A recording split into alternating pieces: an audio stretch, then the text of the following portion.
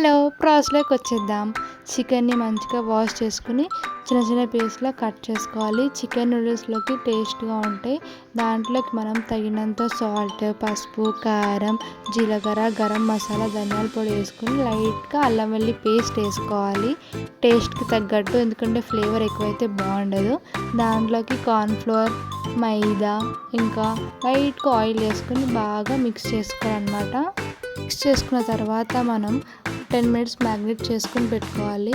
తర్వాత స్టవ్ మీద ప్యాన్ పెట్టుకుని ఆయిల్ హీట్ అయిన తర్వాత మనం ఏవైతే మ్యాగ్నేట్ చేసి పెట్టుకున్నామో అవి చిన్న చిన్న పీస్లాగా ఇలా వేసుకొని మంచిగా ఫ్రై చేసుకోవాలి. క్రిస్పీగా వస్తే మనకి చికెన్ నూడిల్స్లోకి టేస్ట్ చాలా బాగుంటాయి. రెడ్గా వచ్చేంత వరకు ఫ్రై చేసుకోవాలి.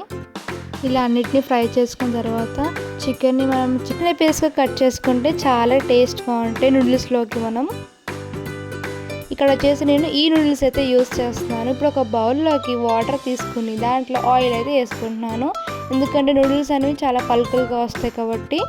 అక్కడైతే నేను 2 తీసుకుంటున్నాను నూడిల్స్, మీకు ఎన్ని కావాలంటే అన్ని వేసుకోవచ్చు మీరు. ఇవైతే మనం దగ్గరుండి ఉడకపెట్టుకోవాలి, ఎందుకంటే నూడిల్స్లో మళ్ళీ మ్యాష్ అయితే అసలు బాగుండదు. సో ఇక్కడ వచ్చేసి మనం ఒక 90% ఉడకపెట్టుకోవాలి.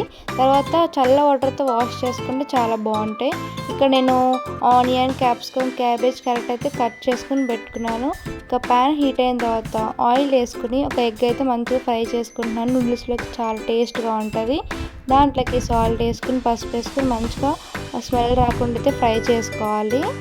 నేనైతే ఇక్కడ ఓన్లీ ఒక ఎగ్ వేసుకుంటున్నాను, మీరు ఆప్షనల్, మీరు ఎన్నైనా వేసుకోవచ్చు. ఇప్పుడు ఇక్కడ సన్నగా తరిగి పెట్టుకున్న ఆనియన్, క్యాప్సికమ్, క్యారెట్, క్యాబేజ్ వేసుకుని బాగా ఫ్రై చేసుకోవాలి. వెజిటేబుల్స్ ఇలా సన్నగా కట్ చేసుకుంటే ఫాస్ట్గా ఫ్రై అయిపోతాయి. ఇంకా మీ ఆప్షనల్ ఏమైనా వెజిటేబుల్స్ కావాలంటే యాడ్ చేసుకోవచ్చు. స్ప్రింగ్ ఆనియన్స్, బీన్స్ అవి కూడా యాడ్ చేసుకోవచ్చు. ఇలా బాగా ఫ్రై చేసుకున్న తర్వాత దాంట్లోకి సాల్ట్ వేసుకోవాలి మీకు తగినంత. మనం ఇందాక చికెన్ ఫ్రై చేసుకున్నాం కదా, వాటిని కూడా ఇలా చిన్న చిన్న పీసులా కట్ చేసుకుని యాడ్ చేసుకోవాలి. బాగా ఫ్రై అయిన తర్వాత మీ స్పైసీ లెవెల్ బట్టి మీరైతే కారం అయితే యాడ్ చేసుకోండి.